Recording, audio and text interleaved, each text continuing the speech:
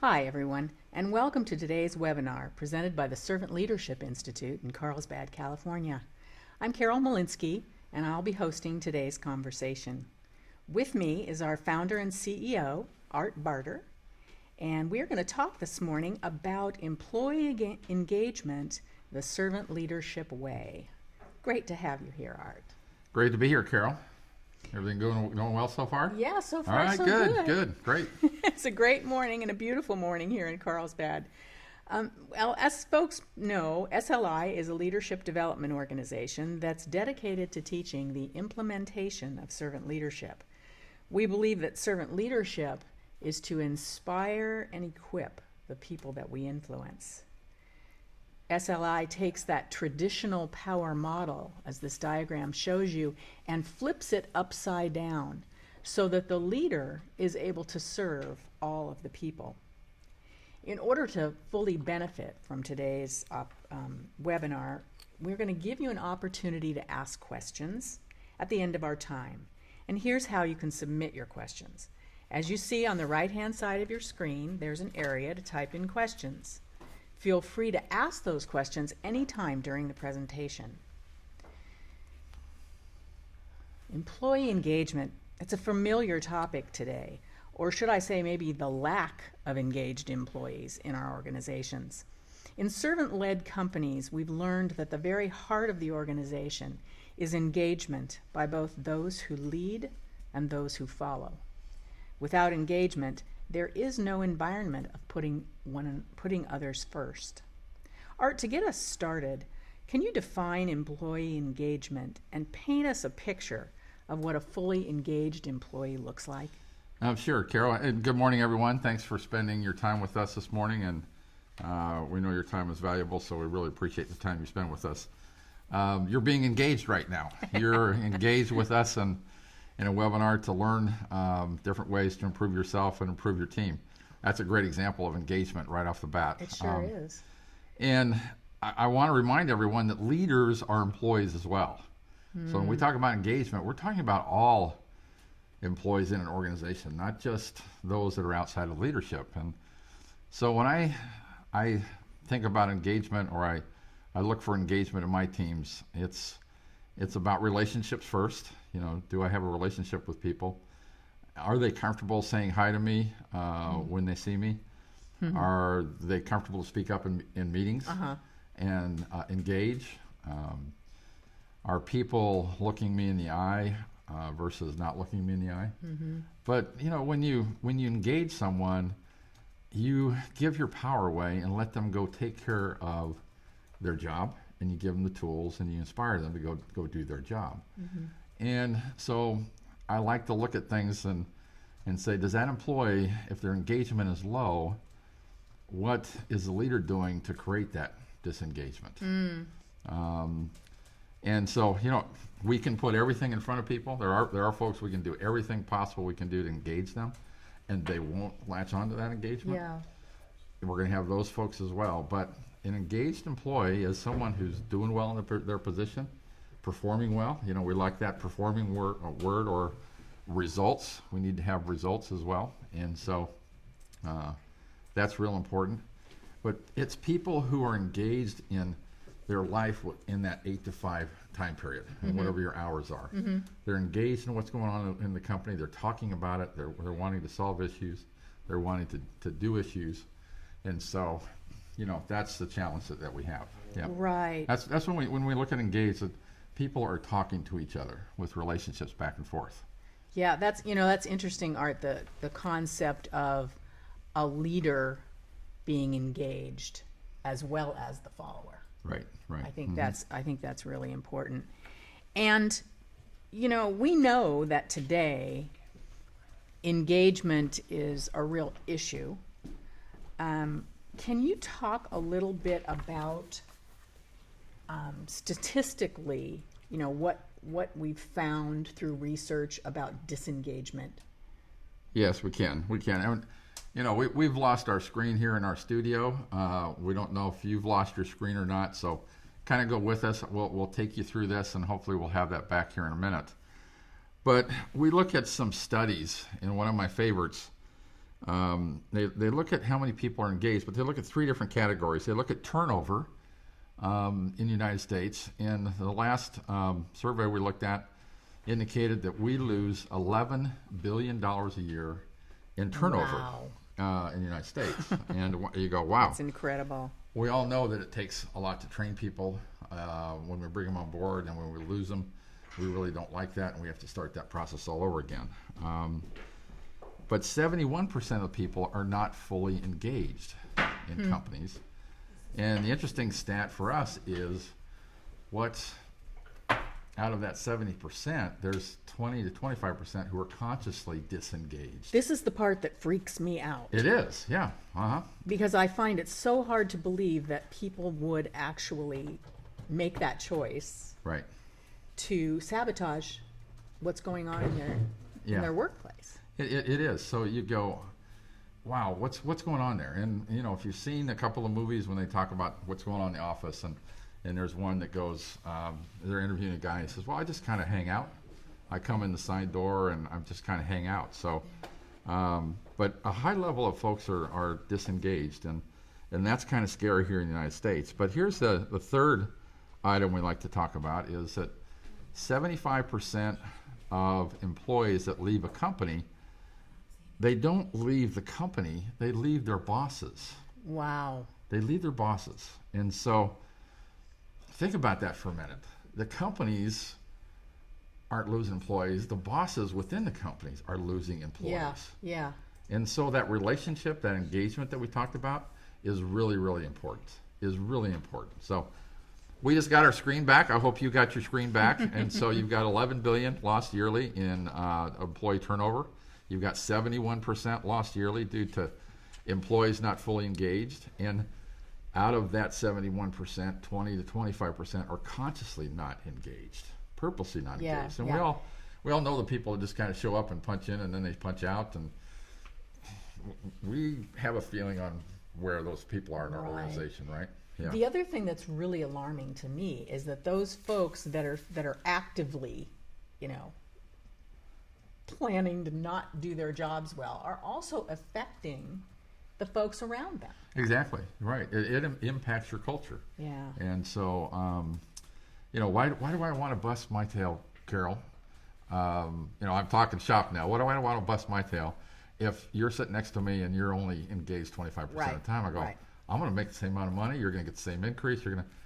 So why do I need to go through this? Yeah, and it becomes like an illness within the organization. Yeah, exactly. So. Wow. So we've talked about this before, and we do try and point it out in our, as we teach and as we share with people.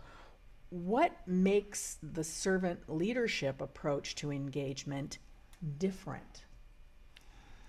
Number one, you have to be committed to make it happen as a leader. If I'm a leader and I just show up and I do my job and I'm not engaged with the company, my people that I am responsible for, that I influence, are going to follow my steps. So I have to be committed in it. I have to be involved. I have to be consciously involved in folks.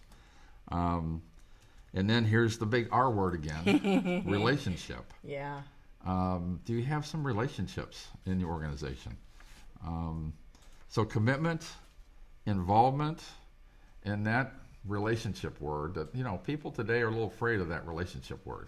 Yeah. The R word. And we're not saying you have to be best friends in an organization, but just treat each other with dignity and respect. Right. Right. And I think, if I know that my leader is interested in me as a person and not just as the tool that does that job to keep the wheels turning. Right. That makes a huge difference to me. Mm-hmm. You're right. It doesn't have to be this, buddy-buddy kind of relationship. Yeah, that's what we're talking about. But just a meaningful relationship is really what people Some organizations, desire. if you look at Zappos, they celebrate in ways that are just kind of crazy to guys like me. Yeah. I'm never going to celebrate that way. It doesn't make you wrong or right. It's just that's the culture of the organizations. Yeah. Right. Yeah. Mm-hmm. So we've talked about the problem. Let's spend the rest of our time today talking about how we can re-engage our employees and our coworkers. And there's three aspects Art and I are going to talk about today, and that is using our mission to motivate, using our company values to engage people, and setting clear behavioral expectations. So Art, tell us a little bit about the importance of mission to people. Yeah, your mission is very important. And what's interesting in the business world today is some organizations have a purpose and a mission. Some organizations just have a mission. Some have a purpose and no mission. So what we're going to do today in our conversation is we're going to use mission as a purpose. But whatever applies to your organization, take that word and put it in place of mission. But to be consistent in our conversation, we're going to focus in on mission. What's interesting in the workplace is people are motivated more by an organization's mission than anything else. 52% of the people are motivated with mission. And you get down to what's your purpose as a company. I remember a long time ago when I worked for Disney. Back then, their mission was we want to make people smile. Yeah. And when I first read that, and the instructor in my school asked me, well, whose mission statement do you think this is? There was nobody who guessed it was Disney's. But when you think about Disney's, we just want to make people smile. You come in the gate, smile, you go home, you're smiling, you had a great time. You just want to make people smile. So 52% of an organization's folks stay because of they're engaged with the mission and purpose of the company. Now, what's a challenge for leaders is you can't have something on a piece of paper and not be fully engaged with that mission. Because if it's just something you put on the wall, and we've all heard that statement, don't put them on your wall unless you really mean it. Now you've got to behave it, and now you've got to live it. Right. And so that's a big challenge. Yep. So here's some information about mission-focused employees. And they talked about how they felt in this study when they were, when the company had a strong mission. Yeah, and you look at the first one, they feel more supported by the organization. What does that look like in your organization? Does that mean that when an employee has a challenge that you have time to talk to them? I love leaders who say, my door is always open. So I'm available. I support the organization because my door is always open. Yeah.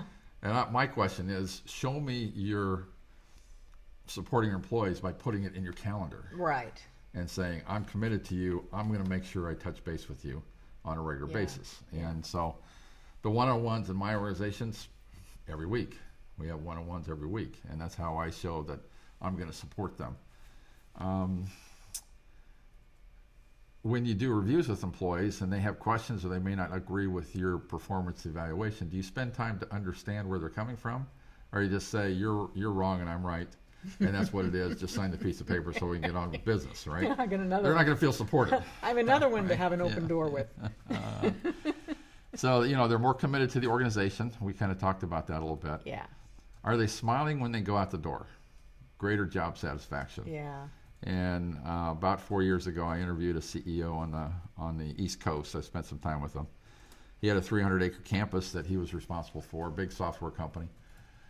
And we were looking out over his campus, and he had a gate at the front part of the 300 acres and a gate at the back. And he said, Art, my job is to create a desire in my employees that when they go out the gate at night, they want to come back in the morning, right? They want to come back in the morning. Yeah. He says, that's my job.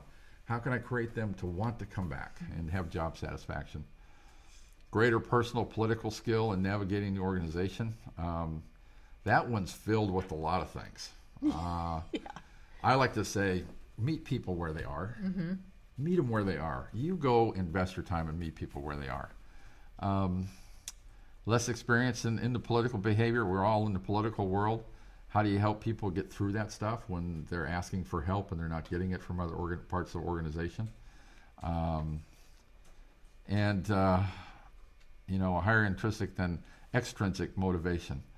I will tell you, when there's clear purpose and mission of a company and the senior leadership team practices it and the results of the company reflect that, your organization is going to create an environment and culture of performance that will exceed your... Yeah. They'll go past your expectations, but you won't even believe that they can get to that level of expectations. And we've seen it over and over again in a lot of organizations, and it's just unbelievable. Right. So what are some ways that we can use our mission to motivate people? You know, leaders have to talk about it all the time. They have to show that they're committed to it. Again, it can't be something they just put on the wall and talk about it in an annual meeting or an annual report. Right. It's got to be something they talk about on a regular basis. One company that we went in and talked to 2 or 3 years ago, they were a liquefied gas company.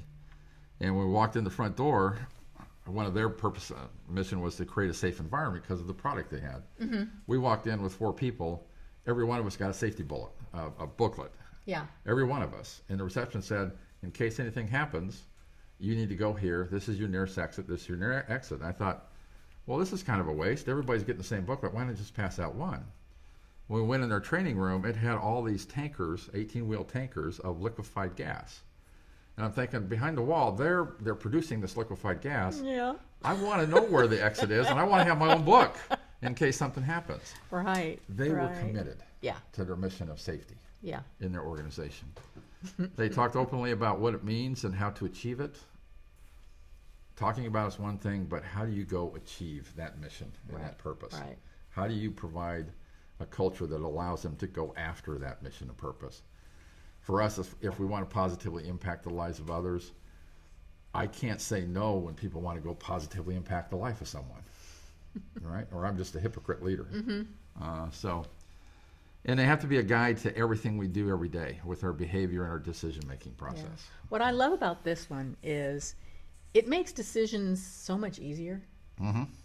If you can say, does this align with our mission? Yeah, and that's a tough, you have to remember to ask that question all the time. Yeah. And once you consciously make that, then you start thinking about that in your decision-making process. And you don't have to ask yourself all the time because it's already embedded in what you do. Right. And so, yeah, you have to start thinking consciously about it and practicing it. And then when you get comfortable with that and it becomes a habit, now it just becomes something you do every day. And so when we sit back and go, okay, well, we've been at this for 12 years. Do we really do what we say we're going to do? We go, yeah, we do, because it's become something that's been part of our daily behavior. And that's how we feel about our mission purpose. We do that consciously sometimes, but most of the times right now, it's unconscious for us because it's part of our life, of who we are. Mm-hmm. And that's when it gets really exciting, when it becomes that part of it. Yeah. So the second aspect we're going to talk about in re-engaging people is using our company values to engage them. And this is obviously a really important topic. Tell us a little bit about the use of values. Well, you'll see our Datron's values here in a minute, but our first value, and it's the top priority in our company, is our families come first. And we believe there isn't anyone in the organization, including me, that if I'm not around, the organization is not going to continue. Mm-hmm. There's nobody that valuable. Right. We like to think we are, but we're not. But what guides you ethically? When you get in a situation, we do business overseas in a lot of foreign countries, when you have some customer who wants to do something that doesn't abide by your values, what's your response going to be? Are you going to live by your values, or are you going to do what you need to do to get business? So it has to be ethical and moral compass for you. The ideas have to be reflected in ethics in what you do. It has to drive the decisions you make. We talked about getting the mission into your heart and your purpose into your heart. How do you go take that into your behaviors? And that's through your values. Mm-hmm. You treat people with honesty, and you're trustworthy, and you're ethical. You treat your families with dignity and respect. You treat each other with dignity. That becomes now part of your decision-making process. Yeah. And up there it says, consistent with your values in tough times. The difficult times is when your real values get tested. Show through. Yeah. Is when they get tested, and they're used internally and externally. Are you willing to walk away from business that doesn't live up to your values? If you're being asked to do something unethical, are you willing to walk away from business? Right. And say, no, I'm not going to do that because my values mean more than anything else. Yeah. And the other thing that I've seen you do over the years, Art, is when we're speaking externally, is live those values with your suppliers as well. So it doesn't Exactly. just stop at your door. Yep. You got to be honest and trustworthy with your suppliers. You got to treat them with dignity and respect. And that means if you agreed to payment terms, you pay them on time. You pay them on There you time, go. Yeah. even when it's painful. You never miss a payroll. You've made a promise to employees. You never, ever miss a payroll. That has to be your number one priority because you don't want to impact the lives of your employees' families. Yeah. And they're best when the number is few and high in meaning. And, sometimes I look at websites and I see values that take 2 pages to, on the web page, and they're small print, and you go, how do you live up to everything in those 2 pages? Yeah. Or Every day. let alone and remember measure any of yourself. it. So keep it short, keep it sweet, and keep it effective and meaningful. And I think this is the perfect time to interject the Datron values, which are few in number They are. and extremely high in meaning. So can you go through those for us, Art? These are in order of importance. Family comes first, period. We have a rule with my senior staff that if your spouse or your family members call you on your cell phone in a meeting, we expect you to pick it up. I take second place to the family. And a lot of times I'll joke with my senior team, if that's your boss, you pick it up, okay? Because I'm not the boss. That's the boss calling. You pick it up. Right.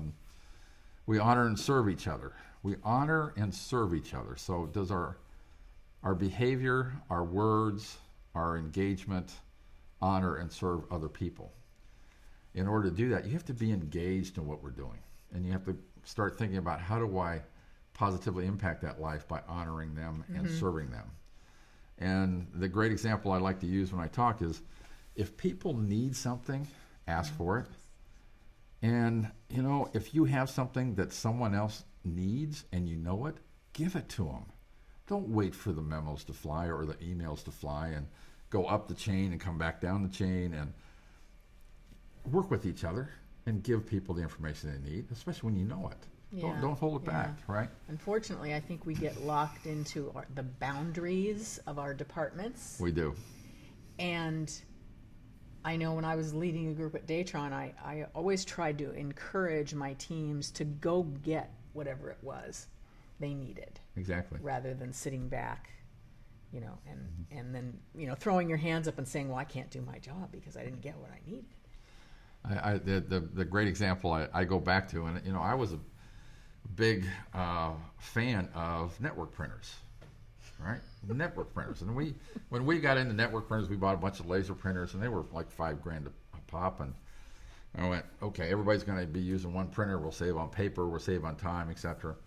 We didn't think about the time we had to get up from our desk and go get the paper, sort the paper if everybody's using it. And today you can buy a printer for $99. Think about that for a minute. You don't have to leave your desk. Yeah, you got to put an extra ream of paper there, but you know what? I don't have to sort paper at the printer anymore. I don't have to do that. Yeah. I give people the tool they need, and not think that centralized is better. And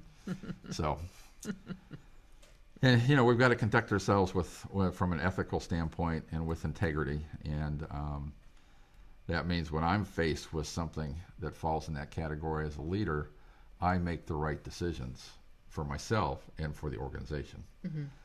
If I don't, then that value doesn't mean anything to me or the organization. Being the leader of the organization, people look to me and look at my behaviors. Be honest and trustworthy. This is an area that, most of the time we can be honest with people, and sometimes we're not honest with ourselves. And give people some slack here. Everybody that's listening, there's little white lies that all of us tell every day. And my best example is, if I'm late and I'm 10 minutes late and I'm driving over to an office, I'll go, traffic was horrible. Yeah. Traffic was terrible. They got construction going on and everything else. The meeting was at 10. I left the other office at 9:58. So I had no way to get there on time. But I tell this little white lie that makes me feel better. And my staff goes, yeah, we know. You didn't leave on time, right? So cut each other some slack when it comes to honestly and trustworthy. Don't be black and white with this, because we all fall in this. We're not perfect. And the last one for us that's most important is we don't compromise our values. And we've walked away from business in different countries where we've been asked to backdate documents. We've been asked to represent something that we're not. And we've packed up shop and come home. And we said no.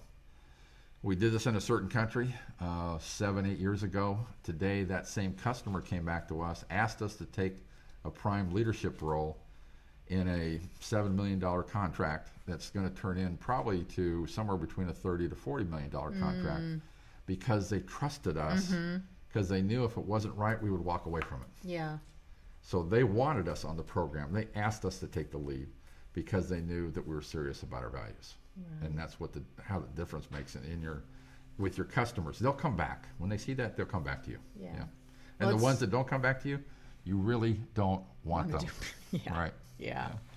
Well, that's a great example, I think, of using your values day to day. Ultimately, wouldn't it be wonderful if our mission and our values could become your North Star? And it was the statement which you could guide your decision making. So, Art, give us some tips for making values more meaningful. Well, when we find that a individual's personal values align with the organizational values, that creates a culture where a person's going to be happy. Because now they don't have to struggle and go, I've got this value that's different than my company's. I want to behave this way, but my company wants me to behave another way. Now you're creating friction for that individual.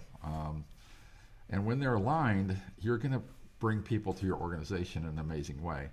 And when you get that reputation in the marketplace, you're now going to have people come to you because of you do that. They're going to go, I want to go to work for this company. Yeah. Put values up, make them visible, make them accessible in this electronic world we're in. If it's an electronic bulletin board, your website, your newsletters, whatever medium you make sure it's everywhere in your mediums, everywhere, not just on a conference room wall or a lobby wall. Make sure they're everywhere. Use them as a guide to drive everything you do in your decision making. And there'll be times where we sit in strategic meetings and go, okay, if we want to do this for this certain country, is it going to fall within our values? Yeah. And so we ask ourselves that. And refer to values in all teachable moments. You're going to have moments where you're going to coach and help people understand that we're going to have tough days. I'm not going to live up to the values. But when that happens, I expect people to come to me and say, hey, Art, maybe you didn't do exactly what you wanted to do here. Maybe you need to go apologize or think about something different. We do that with the people we're responsible to. We show them some grace. We say, hey, listen, come talk to me. I want to talk about our values. Here's what I observed. Here's what I'd like to see you do. Tell me about why you did that so I can understand the consequence, or understand why it happened that way. And if it's an area that's just a behavioral issue with someone, and then you got to explain, if you can't change, then here's the consequences. Right. And then I always follow up and tell the individual, here's everything that you do great for the company. And if you get this one thing under control, you could really be great. So take everything you do great, add it to this, and man, you can really knock everybody's socks off. That's always been a positive experience for me. So yeah, you're going to have a lot of teachable moments when it comes to values. Yep. Yeah, for sure. Okay, well, next we want to talk about the third aspect, which is to set clear behavioral expectations. Can you talk a little bit about that, Art? How do we set those clear behavioral expectations? Yeah, it gets down to our actions, and those that have seen me talk before, I have some examples of clasping your hands together or crossing your arms, and when you ask people to change and do something that doesn't feel natural to them, you can't just tell people. You got to show them how to do it. And when you can show them how to do it, and then be real with them and say, you know what, Carol, I struggle with this behavior too. And when I first started down this path, here's the struggles I had. Maybe they're the same for you, but that will open up a conversation that will bring out, okay, why are you struggling with that behavior? So it isn't just, I'm going to send you an email and I expect you to do this, this, this, and this. And if you don't, I'm going to fire you. We've seen some of those emails and examples here in the last 30, 60 days, right? Blah, blah, blah, blah, blah, you're fired. I go, oh, please, come on, give me a break. Sit down and talk to people, and sit down and help them understand why they're important. I like serve first. I always get asked why we call it servant leadership instead of something else. I love it because serving is a verb. It requires you to go out and do something. So use verbs and actions with your folks. Ensure that your people are trained in how to demonstrate desired behaviors. There's all kinds of team building events that can help you show what those behaviors look like in a fun environment. Reinforce behaviors in both informal ways and formal ways. One of our best informal ways that our folks look at their behaviors in servant leadership and get help is in small groups. We have small groups of leaders that meet a couple times a month, and they talk about their struggles. And we set that up with no agenda, no reporting. I don't want to know what goes on in there. I want people to get together and share their stories and share their struggles and help each other. And when you take that into an informal arena, you're going to have a lot of great successes, and you're going to see change. If you try and do it in your monthly management meetings or your quarterly management meetings, half the room is going to sit there and stare at you because they're not comfortable in changing their behaviors in a group that size. And if you're a gigantic organization and your management is 1,000 people, there's no way you're going to get that. You have to break up into small groups. So the informal ways is really, really important. I would really encourage you to look at ways how you can get people together in an informal way to talk about their challenges in changing that behavior, because it's the biggest challenge we have is how do we change our behavior? Yeah. How do we change it? Yeah. So that leads us, interestingly enough, right into an example of behaviors and expectations. And these are our servant leadership behaviors that many of you are probably familiar with. We hope you are. And this is what Datron uses to even evaluate their folks, are these behaviors.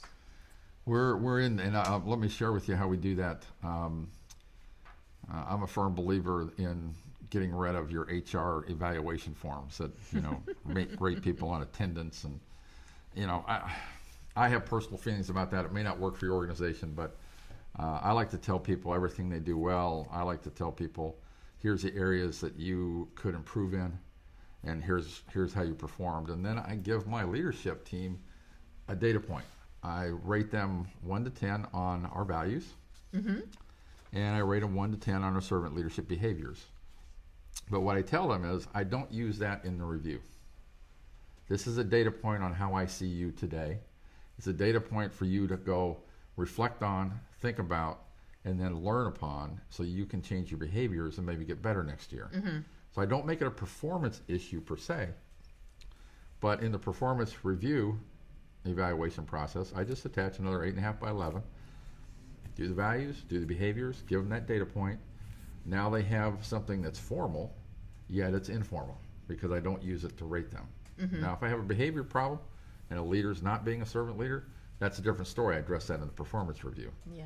But, that's how you kind of incorporate that in what you do. Yeah. And here's some other ways on this particular slide as well, Art. As you can see, you've talked really to some of that with regard to teaching, training, and coaching. Yep. Coaching is, you're going to spend more time coaching and meeting with people.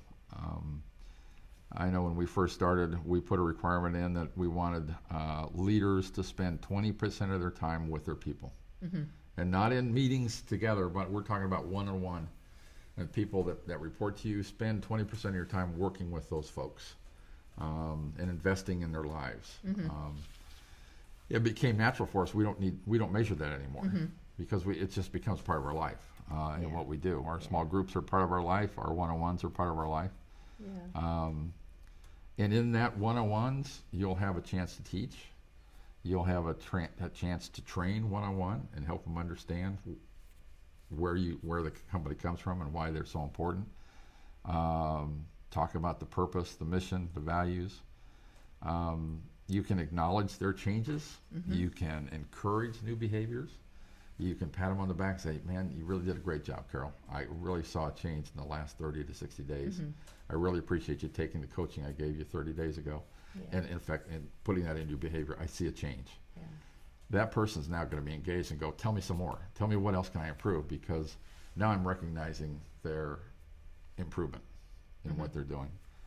Yeah, and then this is the way that some different influencing methods. I'd like you to particularly touch for a minute on counseling. Sure.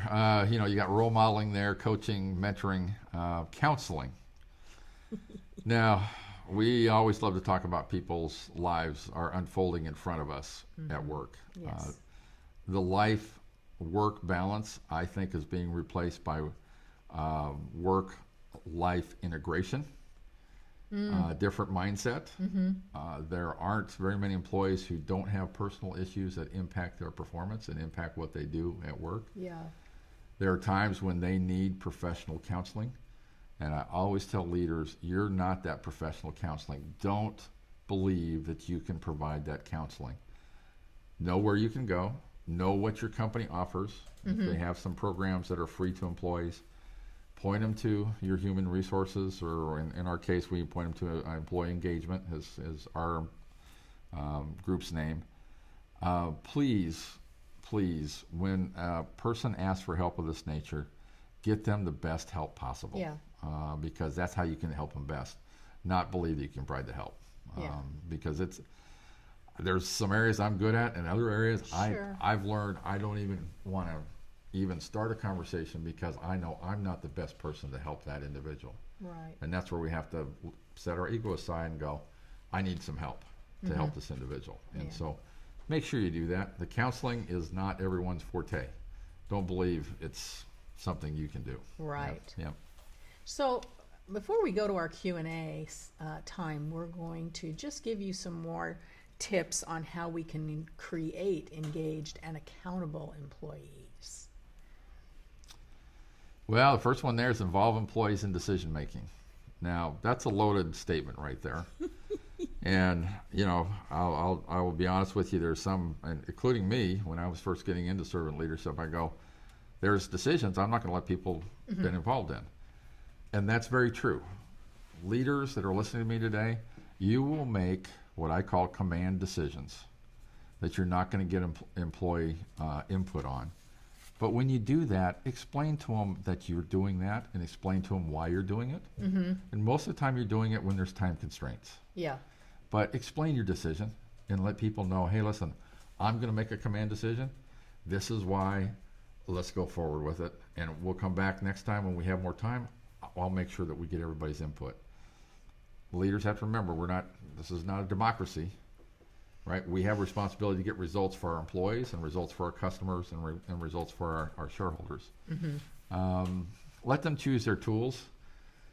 I love this. I have people in my organization that send me spreadsheets with pivot tables on it. And when I see a pivot table, I go, I don't even know what to do with it. Okay? So I'm not a pivot table guy. That tool's not going to work for me. Right. Give me a standard spreadsheet. Yeah. Okay? Or give me a simple word processing. Don't give me all this fancy stuff, right? Or tell me I got 3 versions of Adobe to get my PDF and stuff. Just send me a document I can open, see it. Let people use the tools they need and meet them where they are, is what we Right. like to tell people. Ask for their ideas on process improvements.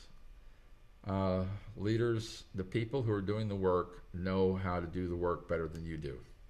I can't say that more, especially in a manufacturing environment. The people that work and build radios in our radio company, they know how to build radios. I will guarantee you, my customer does not want me building radios. Guaranteed. Communicate your business results honestly. Forget the spin. If I can get leaders to forget one word, you don't need to spin results. Spin just means you're covering you're covering. You're covering your back. But don't communicate it honestly and openly.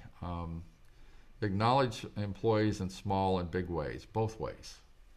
The small ones to some employees will be big things that you think are small. Yeah. Spend time with them.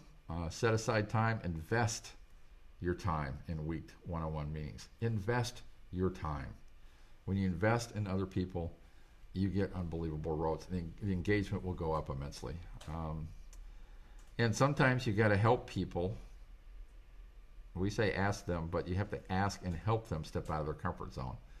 Give them something that's challenging that you know is going to take them out of their comfort zone. But don't give them something that you know they're going to fail at. Get in little steps. Let them have their successes when they step out of their boxes. And then they'll grow as individuals. Don't give them a task that you know they're going to fail. And go, I told you so. I don't knew you were going to fail. I have to keep you in this deal. Yeah. Do it in a positive way. Yeah, that's great. Yeah. Well, Art, thanks so much. We've reached that point in our program where we're going to take some questions from our listeners. And the first question is, what do you think the most important servant leader behavior is of the 9 SLI behaviors to increase employee engagement? I'm going to go back to that slide real quick. I will tell you the number one is build trust. And we use the word build trust because as leaders, you have to take actions so that people can trust you. So it's our responsibility to build trust. If I have an employee that I'm having a difficult time with and I don't trust them, it's my responsibility to go build that trust. It's not their responsibility to come build trust with me. You can have a mindset of serve first. If you decide you want to live your life for the sake of others, that's great. What's the next thing you have to do? You have to go build trust with people. If they don't trust you, there's no way they're going to let you invest your time with them. Yeah. Because they're just not going to be. You're not going to be serious about it. So build trust. That's great. Okay, our next question is, you said people leave because of their boss. What do you recommend doing if feedback from people who leave say that a supervisor is treating them poorly? Well, this is an interesting world because in today's world, employees can go off into the internet and say anything and that they want to protect why they left. I would say once you get over the emotional impact, if they're saying something about you, you're going to have an emotional reaction to it. Get past the emotional reaction. And usually what I do is when I see something that bugs me, I'll look at it, I'll print it out. Again, I'm an old guy, I don't go file it electronically, so I print it out, I put it in a file, I'll come back somewhere in the next 30 days to look at it again. And that's when I'm in the right frame of mind to reflect and say, okay, where do I need to get better? Because most of the time there is something in there that you can get better on. What percentage of what things you need to improve on will be up to the person and their motives and their intent. But usually there is something that you go, you know what? Maybe once I get the emotions out of it, I need to take this one serious. That's your way to think about your thinking. Take that input, think about your thinking, who you are, and then make yourself a better leader. Yeah. So that's and in today's world, I will tell you,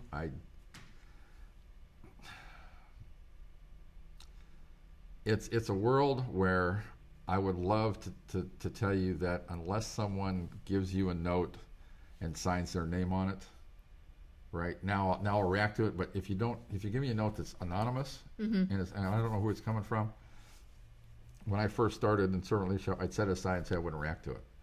Now I look at everything because I want to make sure there isn't something there that I need to improve in. Right. And it's taken me a long time to get there because my emotional reaction usually is first. In today's electronic environment, people can say anything, and a lot of times what they're saying is not true. That's up to you to get the emotions out of it and not react to the things that aren't true, but to zero on the things that might be true and see where you can improve. Yeah. Now, if the supervisor that this particular individual is talking about is someone other than you, would you then potentially pull that supervisor into that same sort of process? Yeah, if it was within the company and people Yeah. were saying something about the supervisor, yes, I would. I do this when someone comes to me and wants to talk to me about someone. Yeah. I do ask them, does that person know that you're here? Does your boss know that you're in here talking to me? Yeah. And if they say no, then I go, why don't you let them know? Yeah. If you haven't talked to your boss about that, then hey, go talk to them. Do you need some help with that? We got some people who will sit with you and help you talk that and go through that. If you go through that and it's unsuccessful and it just doesn't work and it blows up, now it's time for me to get in. I don't want to create a culture where people are coming to me to talk about issues that they haven't addressed yet. Yeah. Because it's easier for them to come talk to someone else than it is to address the issue. And we have, as leaders, we have to understand that. Yeah, that's great. So, That's a great answer. Yeah. Thank you.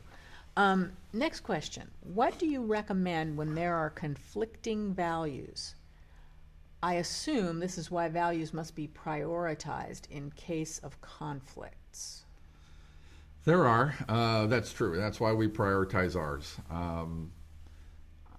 If you were to look at ours and we put our families come first at the bottom, and we're uncompromising our values at top. We're not compromising our values. If I put it at top, then what value is more important than that? Yeah. We like the families come first. I honor and serve people by letting people take care of their families. Well, I'll tell you, it speaks volumes. I can speak from personal experience. You have had some It personal speaks experience, yes. Volumes to know that this is a top value for not only this company, but any company that takes that stance. It's almost like a gift for your employees. Yeah. It's really, really Yeah. important. Yep. Next question. What if my department's values align well with my employees' values, but they struggle with alignment with the company really walking their talk? In other words, really living their values. So, I love to, we're on a kick to change the walk your talk. We're in the kick of talking behavior talk. Yeah. And when you have someone that is at a different position in the company and your values aren't in sync, I always tell people, live your values first. Live your values first. Because if they see your behavior change, your behavior change will influence that individual more than anything else you can say. Yeah. All right? So that's what you have to do. Interesting. Living values is tough for everybody, and that's the other side of this coin. Your leaders are going to fail in this area. No one's perfect. Your leaders are going to fail. You have to give them some grace. And you go, they're human beings just like I do. I am. That's difficult too, because we want our leaders to be perfect. Yeah. We want them to be perfect all the time. And so you got to be careful with that. But behave. And I have questions. And okay, Art, how do I implement servant leadership? My company doesn't believe in it. Their values are great, but they don't act that way. And I say, go implement it in your department. Yeah. Go be that. Yeah. Be that. Go behave that way. Show them that way. Your performance is going to go up, and someone in the organizations go, Carol, what's going on in your department? Because we've seen the 30% increase in what's coming out of your department. We didn't have to hire anybody. How are you guys doing this? Tell me more about what you're doing. Yeah. You're going to create more interest in how you behave than what you talk about. So let your behavior show it. That's great. Yep. And this, in the interest of everybody's time, this will be our last question. What if the CEO doesn't believe in monitoring employee engagement? Oh. Okay, without knowing the facts and just answering that one statement, I would say the CEO doesn't care about the people that he's responsible for, that are in the organization. I don't know how his organization performs. I will tell you that I would believe that organization would perform at a much higher level if he cared about monitoring employee engagement. Yeah. So you got to monitor it, and there's all kinds of ways to monitor it. But what I suggest with organizations that we consult with is, if you're going to implement servant leadership, or you're going to do something with values and mission, you want to measure something, pick something you're already measuring that you think will improve, and watch that improve. Don't create another measure, but take something that the CEO is already measuring and go, I'm going to go improve that measure. I'm going to measure it in my department or my organization. I'm going to show you I can get better. And then when that CEO comes and says, how did you do that? You've now opened up the table and said, he's opened the door and says, tell me. I care about my employees. I've got them engaged. Here's what I did differently. Now you become a change maker in your organization. And that's when it really gets fun. Yeah. Oh, that's a great suggestion. Well, that's it for questions today. Thank you so much. Those were great questions. And I understand that we are getting lots of requests for the recording of this webinar. So I just want to remind you that it will be posted on our website, servantleadershipinstitute.com, by tomorrow morning. Okay. We also have an announcement for you this week regarding our next Servant Leadership Conference taking place on March 13th and 14th at the Marriott Marquis San Diego Marina, which is a new venue for us. We're going to have a lot of fun there, man. I'm looking forward to that. Yeah. And we're calling it The Music of Servant Leadership. And we've got some surprises up our sleeves, Mr. Barter, right? What type of conductor are you? What kind of music do you create as a leader?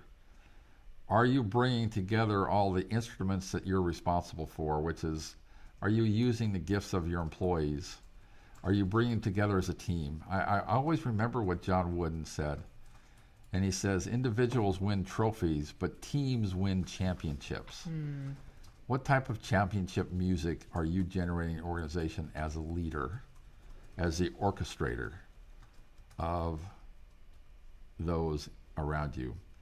The other part of what we're having fun with is people love different types of music. And so how do you integrate as a conductor people who love opera, who love R&B, who love jazz, who love country music, who love pops from the 70s? How do you, as the leader, bring those different loves for that type of music into a conference room and into a meeting and have them create beautiful music? Together. Yeah. And we're going to have some great examples of that. We're going to have a lot of fun. Yeah. I will tell you, this will be a conference like you've never experienced. Don't wait to sign up because we're going to have a blast at this one. We're really looking forward to it. And registration is open now, and our super early bird rate is in effect. So this is really the best time to register. Just between you and me, this is the time to register, folks. Can I close up? You sure can. You know, engagement of your employees is one of your top priorities as a leader. What's transpired in our country in the last couple of months, how do you bring all the people who have emotions in what's going on in our country today, how do you bring them together? I would encourage you take the approach as a leader to engage with your people, but during those times where emotions and disappointment and whatever the feelings are, leaders have to show up. They have to show up. They can't hide. They have to listen up to what's going on, and then they need to care up. And it's not a time for us to express our opinions. This is a time to serve our people. Go to our podcast. There's a podcast there that we recorded the day after the elections. Take a look at that and get some ideas on how you can engage with your employees in some times that are very interesting that we face today as leaders. Care about the employees in your organization, engage with them, and then watch them go to heights that you didn't even think were possible. I challenge you to do that starting tomorrow. And then I want to hear your stories when you come see us at the conference in March. I want you to tell me your stories from what you did and what you learned from today's webinar. We love serving you guys. We really care for you. Thank you for investing your time. We love you all. Go out there and be great servant leaders. Thanks so much to everyone, and thank you, Art, for being with us today and taking your time to inspire us and equip us. My pleasure. I love it. Take care.